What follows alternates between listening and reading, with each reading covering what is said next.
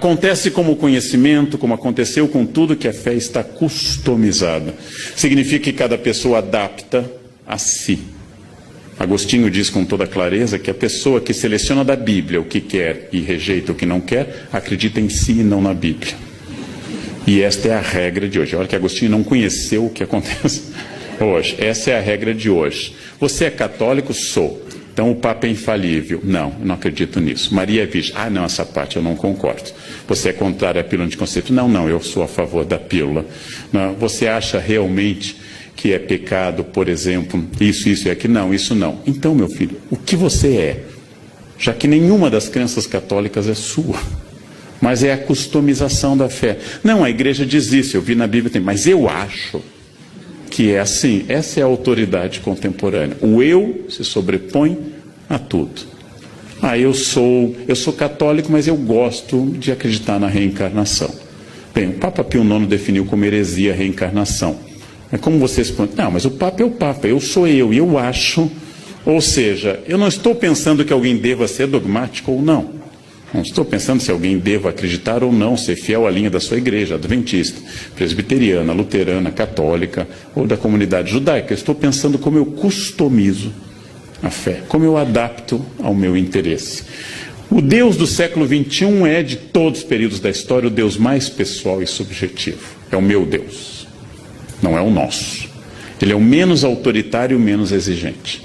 Ninguém acredita que será condenado, isso é uma característica brasileira. A Veja fez uma longa pesquisa. Ninguém acredita que vá para o inferno. Na Idade Média, as pessoas tinham quase certeza que seriam condenadas. Hoje, ninguém mais vai para o inferno. E a pesquisa da Veja incluiu presídios e políticos. Ninguém vai para o inferno. Quando eu era criança, na aula de catequese, o padre Alexandre, em São Leopoldo, falava da visão das crianças de Fátima que caíam no inferno como folhas de outono. E a gente se assustava, eu pelo menos me assustava. O inferno está fechando as portas por falta de candidatos. Todos se acham dignos do paraíso. Essa é uma característica contemporânea. A fé se customizou e Deus me entende. Deus me entende. Bandidos, gente, fazem o sinal da cruz antes de assaltar. Isto é uma característica específica nossa. Temos um certo panteísmo, ou seja, é um Deus diluído em todos os lugares, um animismo panteísta, e a subjetividade, é o meu Deus. Eu rezo do meu jeito, do jeito que eu gosto, nas ocasiões que eu acho importantes. A relação é individual, não rezo mais pelo país. Eu rezo sempre por mim e pela minha família. E, finalmente, ela é sempre positiva. Padre, pastor, rabino, mulá islâmico, que fale muito em compromissos, em obrigações e outras questões, perde público. Eu tenho que ser positivo. Essa é uma imagem de um pintor famoso e que faz esse Jesus pop. É uma imagem clássica do coração de Jesus, é um Jesus do século XVIII para o XIX, essa imagem, mas foi aqui adaptada a uma linguagem pop. Jesus com um coraçãozinho na cara. Não é ruim nem bom, o historiador não faz isso. Isto é apenas uma infantilização customizada da imagem de Jesus. Não é menos fiel, já que não temos nenhuma imagem de Jesus. Não é menos fiel à imagem original, mas é uma customização de um Buddy Christ, de um Cristo legal, que me entende sempre, que está sempre ao meu lado, que não estabelece obrigações. Nós temos hoje, como em tudo, inclusive na lei, uma religião dos meus direitos e nunca dos meus deveres. Isso vale para a Constituição brasileira, isso vale para a religião também. Ser cristão significa que Jesus me protege, óbvio. Mas também significa que há um conjunto de obrigações baseadas nesse compromisso. Isso está embaixo. Jesus amigo, Jesus protetor, Jesus Buddy Christ, Jesus legal, é hoje uma marca. Jesus é o meu melhor amigo.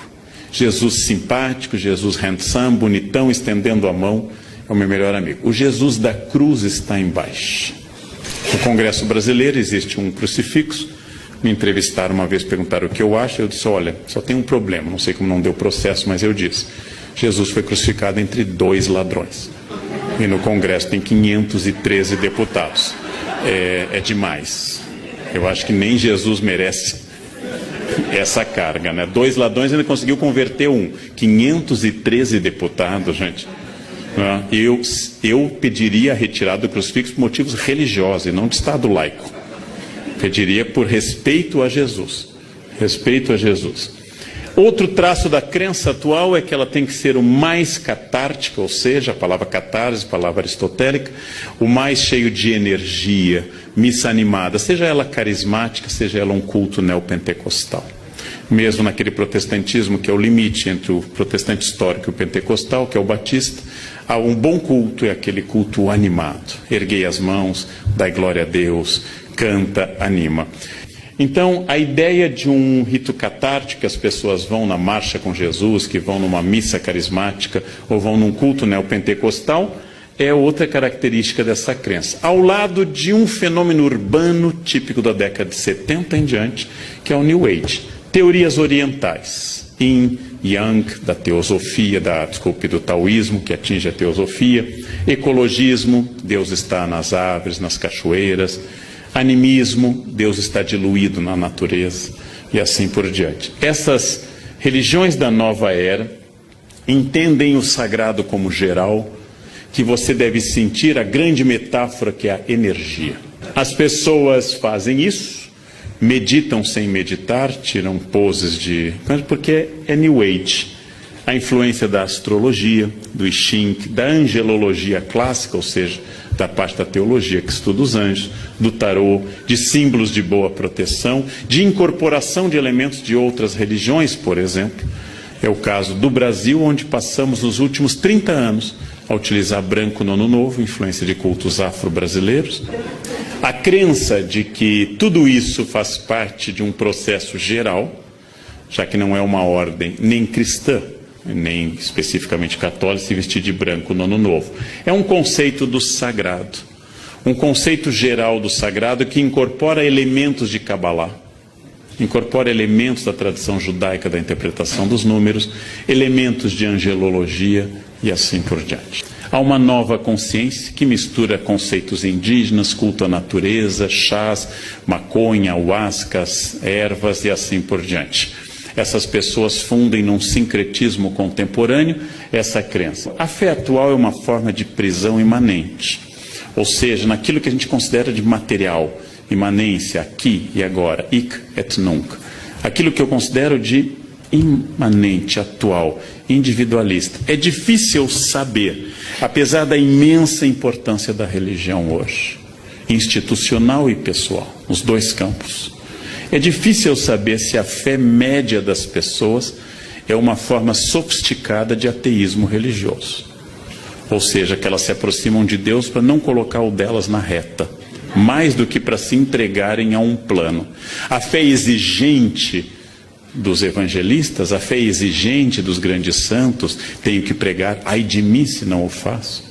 A fé que tira alguém do seu conforto em Lisboa e o leva para a Itália, Santo Antônio, a fé que faz alguém dar seus bens, Francisco, a fé que muda a vida de um homem dissoluto, como Inácio, ou como Agostinho, a fé que faz uma jovem bonita e rica, como Clara, abandonar tudo e entrar numa vida. Esta fé é uma fé de entrega a um plano maior. Esta fé atual é uma fé que me favorece em tudo. Se eu estou triste, Deus me consola. Se eu estou alegre, Deus me confirma. Se eu tropecei, Deus me ampara. E se eu tenho metas, Deus me leva a elas. Eu diria, não sendo religioso, que o maior desafio dos religiosos hoje é cristianizar os cristãos. Esse é o grande desafio. O desafio do século XV era cristianizar indígenas, 16, no 19 eram os asiáticos, os africanos, idólatras, liberais, ateus. Hoje o desafio é cristianizar os cristãos. Esta é a questão e o grande desafio contemporâneo. Esta é a grande questão.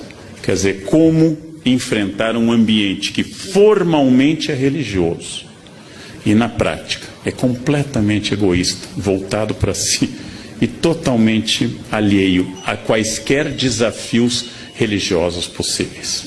Né? Como falar de Deus para quem tem Deus no carro, na casa, na camiseta, mas só não tem no coração e na atitude. Esse é um desafio de tempo. É o mesmo desafio de sempre. Como falar da lei para doutores da lei, para escribas, e para fariseus, aqueles que pagam o dízimo sob o cominho e não entenderam o básico. Esse é o desafio contemporâneo do mundo líquido. Era o que eu tinha a dizer na hora que me reservaram. Muito obrigado pela atenção dos senhores. Obrigado.